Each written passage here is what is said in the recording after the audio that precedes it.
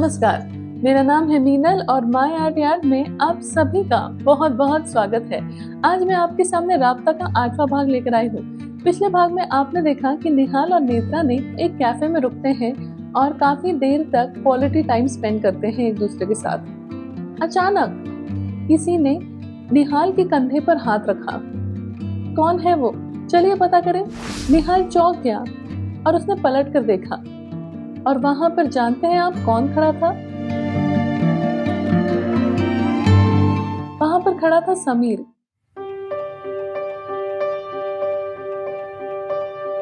जिसके एग्जीबिशन में निहाल और नेत्रा एक दिन पहले गए थे। निहाल ने समीर को देखा तो चौंक कर कहा, समीर तू यहाँ कैसे? यार वो साक्षी को यहाँ का ब्लूबेरी चीज केक बहुत पसंद है, बस वही लेने के लिए आया था, समीर ने बताया। सही है यार, कितना ख्याल रखता है तू उसका, निहाल ने कहा। हाँ, बस हम दोनों ही तो हैं ना एक दूसरे के लिए। ये कोई भारत तो नहीं है कि मासी चाची को बुला लिया जाए साक्षी का ख्याल रखने। बस यही वजह है कि साल्सबर्ग के एग्जीबिशन कैंसिल कर रहा हूँ मैं। क्यों? क्या हुआ? क्या?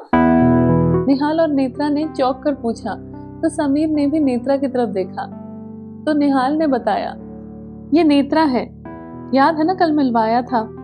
ऑफ कोर्स याद है, म्यूनिक में नई उभरती आर्टिस्ट, राइट? हाय नेत्रा। समीर ने पहले निहाल की तरफ देखा फिर नेत्रा की तरफ देखते हुए कहा, अच्छा तेरी एग्जीबिशन तो कैंसिल क्यों करना चाहता है? क्या हुआ? निहाल ने आगे पूछा। अरे साक्षी, उसकी प्रेगनेंसी क्रिटिकल है यार। कल रात को अचानक तबीयत खराब हो गई, कुछ कॉम्प्लिकेशंस आ गए हैं। अकेले छोड़कर एक दिन भी ट्रैवल करना मुश्किल लग रहा है मुझे, समीर ने मायूसी में कहा। फैमिली कम्स फर्स्ट यार। अगर बात साक्षी की हेल्थ की है तो उससे ज्यादा इम्पोर्टेंट तो कुछ भी नहीं, निहाल ने समझाते हुए कहा। हाँ यार तू सही बोल रहा है, लेकिन क्या करे, बिजनेस को इग्नोर नहीं कर सकता, बहुत सारा नुकसान होगा, जाने कैसे भरूंगा। काश कोई ऐसा होता मेरे साथ काम करने वाला जिस पर जिम्मेदारी डाल सकता मैं। समीर निराश हो गया ये कहकर। निहाल चाहता था कि कुछ ऐसा कहे कि उसको बेहतर महसूस हो, लेकिन उसको समझ में नहीं आ रहा था कि क्या कहे। दोनों के बीच एक असाधारण खामोशी थी। तभी अचानक नेत्रा ने कहा, निहाल क्या हम दोनों इनकी प्रॉब्लम का हल नहीं निकाल सकते? आपको तो आर्ट के बारे में कितना कुछ पता है, लोगों से किस तरह से बात करनी है, उनसे डील करने का भी अनुभव आपको बहुत अच्छा है। क्या हम दोनों इनकी कोई मदद नहीं कर सकते? नहीं नेत्रा, इट्स नॉट पॉसिबल, निहाल ने साफ साफ जवाब दिया। निहाल यार क्यों नहीं, मैं उम्र भर तेरा एहसानमंद रहूंगा, समीर ने दरखास्त करते हुए कहा। Because it's just not about art, it's also about organising management. I seriously don't have any experience to deal with artist and I don't know how exhibitions work, Nihal ने अपनी फिक्र जताई। देख मैंने सब कुछ रेडी कर दिया है, बस तुझे एक दिन पहले जाकर वहां पर रहना है। मैं हमेशा तेरे साथ कॉल पर रहूंगा, प्लीज यार बस एक बार मेरी मदद कर दे प्लीज, सच में बस एक बार, समीर ने मिन्नतें करते हुए कहा। ओके ओके बस करूंगा मैं कोशिश, निहाल मान गया और समीर ने उसे जोर से गले लगाया। अच्छा अब मैं चलता हूँ, साक्षी अकेली है घर पर, मैं फोन करूंगा तुम्हें, कहकर समीर वहां से चला गया।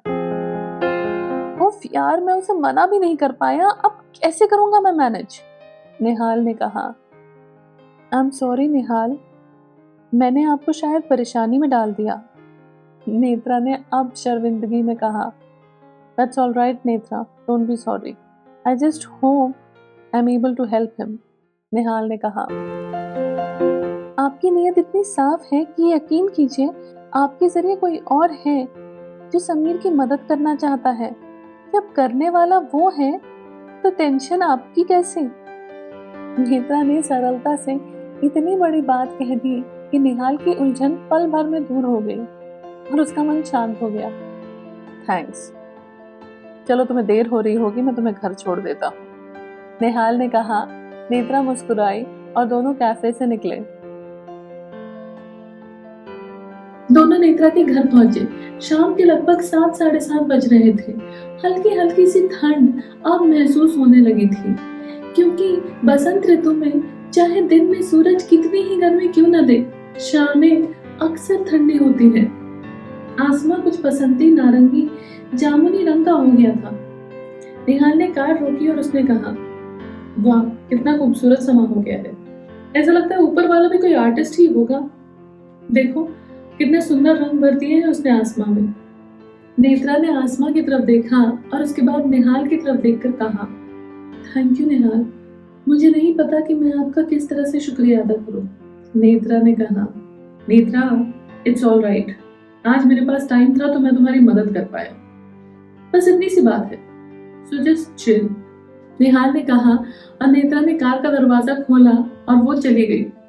नेत्रा जब तक आंखों से ओझल नहीं हुई तब तक निहाल उसे देख रहा था। उसके बाद उसने कार शुरू की और वो निकल गया।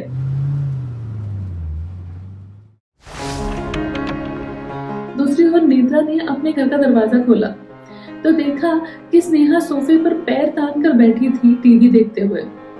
उसने स्नेहा का हाथ पकड़ा, उसे सोफे पर से उठाया और गोल गोल चक्कर काट कर गाना गा रही थी और नाच रही थी उसके साथ। I am so happy.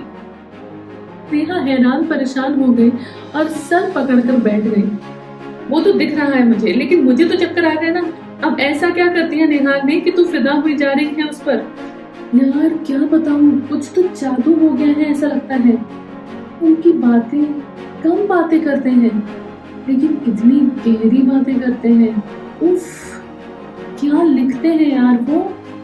Netra निहाल के बारे में सोच सोच कर मुस्कुरा रही थी। तभी स्नेहा ने कहा, क्या वो लिखते भी हैं? कितना अजीब इत्तेफाक है ना। तेरा मिस्ट्री मैन भी तो लिखता है, स्नेहा ने सवाल किया। अजीब क्या है स्नेहा इसमें, बहुत से लोग लिखते हैं, नेत्रा ने कहा। Writing is not that common hobby, तुमको ऐसा नहीं लगता? पहली बात, हॉबी नहीं पैशन कहो, ओके? और दूसरी बात, मेरी जग्गा जासूस, मुझे नहीं लगता ऐसा कुछ। तुझे नहीं पता निहाल का दिल इतना साफ है कि उनकी आंखों में दिखाई देता है यार। हाँ हाँ, तुझे तो अब उनकी हर बात स्पेशल लगेगी। प्यार के गुलाबी चश्मे जो पहन रखे हैं तुमने, छेड़ते हुए स्नेहा ने कहा। कुछ भी मत बोल स्नेहा, नेत्रा ने कहा। अगले दिन निहाल ऑफिस जा रहा था। वो प्रीत के घर के सामने आकर रुका। प्रीत भी वहीं खड़ी उसका इंतजार कर रही थी। निहाल ने ड्राइविंग सीट पर बैठे बैठे प्रीत के लिए दरवाजा खोला और प्रीत अंदर आकर बैठी। हाय प्रीत, गुड मॉर्निंग, निहाल ने कहा और उसने कार शुरू की। गुड मॉर्निंग निहाल, प्रीत ने जवाब दिया। निहाल गुनगुनाते हुए कार चला रहा था। उसके चेहरे पर एक हल्की सी मुस्कान भी बनी थी। प्रीत निहाल की तरफ देख रही थी और वो समझ गई थी कि बात रोज से कुछ अलग है आज। तो उसने कहा, चेहरे पर चमक, होठों पर प्यार भरे गीत और आंखों में खुशी। बात क्या है भाई साहब, क्या मैं पूछ सकती हूँ किसका असर है ये? हाँ है यार, इंसान खुश हो फिर भी लोग शक करते हैं, निहाल ने बात टालते हुए जवाब दिया। निहाल बोलेगा, जोर देते हुए प्रीत ने कहा। कुछ तो राब्ता है यार मेरा उसके साथ, सोचना कुछ तो अलग कनेक्शन है हम दोनों के बीच। ऐसा लगता है कि लिखा हुआ था उसका मेरी जिंदगी में आना। It was destined, don't you think so? Nihal ने कहा। तो अपना सच कब बताने का इरादा है? प्रीत ने आगे पूछा। यार अभी तो मिले हैं हम, थोड़ा जान ले पहचान ले, मैं खुद बताऊंगा उसे, निहाल ने प्रीत को आश्वस्त करते हुए कहा। आई होप तुम ही बताओ उसे और उसे कहीं और से पता ना चले, वरना तुम्हारा ये राब्ता, तुम्हारे ये कनेक्शन से तुम दोबारा उसे जीत नहीं पाओगे। प्रीत की आवाज में कुछ चेतावनी का स्वर भी था। हाँ सही बोल रही हो तुम, लेकिन फिलहाल मुझे एक और बात टेंशन दे रही है, निहाल ने कहा और उसने समीर का पूरा किस्सा प्रीत को बताया। Oh my God, how are you going to manage office and exhibition simultaneously? Considering the crisis in your office? Netra को सोचना चाहिए था डायरेक्टली समीर के सामने कुछ कहने से पहले। उसको पहले तुमसे बात करनी चाहिए थी। How foolish is that? प्रीत ने कहा और फिर निहाल की तरफ देखा जो उसके तीखे बोल सुनकर थोड़ा निराश लग रहा था। तो प्रीत ने आगे कहा, okay, anyways I am glad तुम समीर की हेल्प कर पा रहे हो। कोई मदद लगे तो मुझे बताना, मैं साक्षी को भी फोन करती हूँ। निहाल ने हामी में गर्दन झुकाई और उसने कुछ नहीं कहा। जल्द ही दोनों ऑफिस पहुंच गए। ऑफिस पहुंचने के बाद भी निहाल के मन में प्रीत के अल्फाज गूंज रहे थे कि तभी उसके फोन पर एक टेक्स्ट का नोटिफिकेशन आया। Hi Nihal. Hi Netra, good morning, how are you? I am good, आप कैसे हैं? मैं भी ठीक हूँ। समीर के मेल्स देख रहा था regarding exhibition. Okay, everything will be great, trust me. वैसे मैं सोच रही थी कि मैं आपकी मदद कर सकती हूँ। I am free this weekend. Thanks a lot Netra, but I will manage, don't worry. I really want to. मैं प्रॉमिस करती हूँ कि मैं आपके काम आऊंगी, सच में। That's so sweet of you. But we hardly know each other, Netra. I don't think it will be wise for you to travel with me to an unknown place. I understand, Nihal.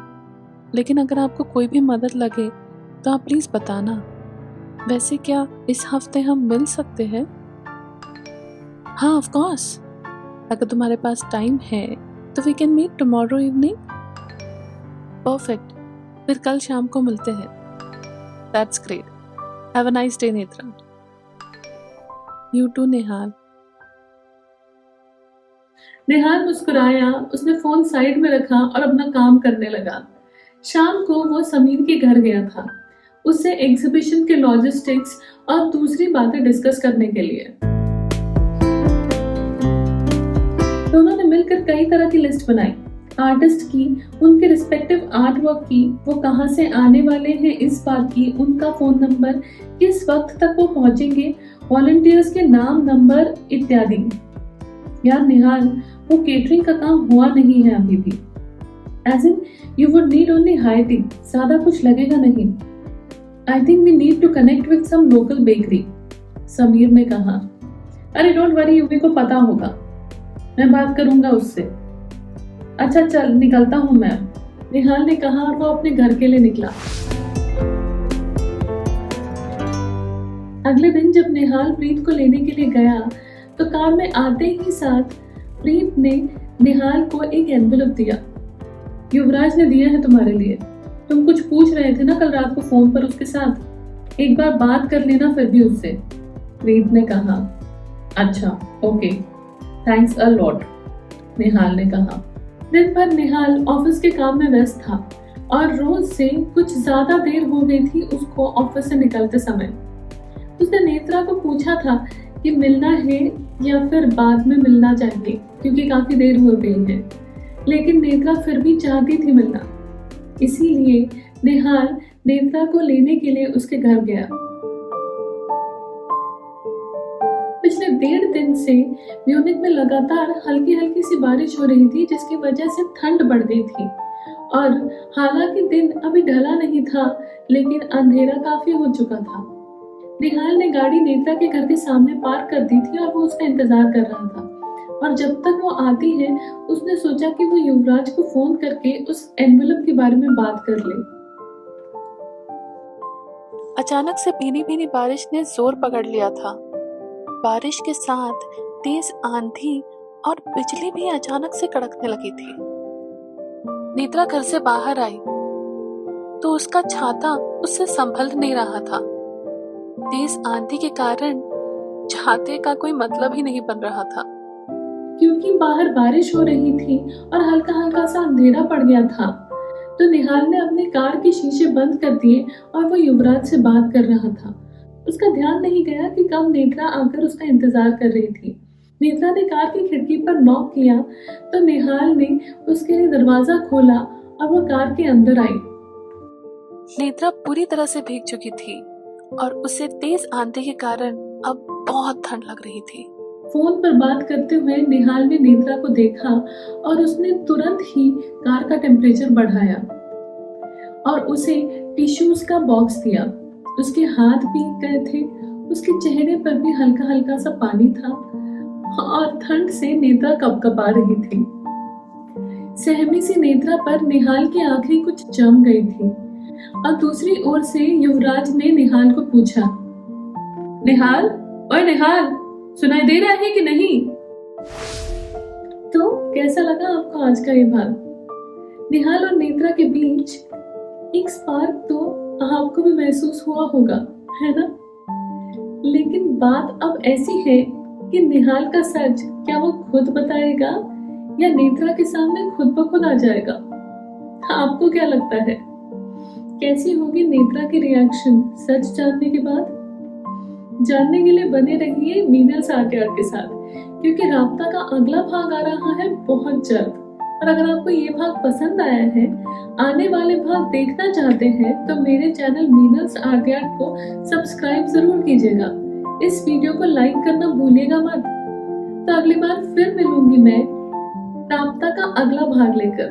तब तक के लिए आपसे विदा लेना चाहती हूँ। धन्यवाद, फिर मिलेंगे।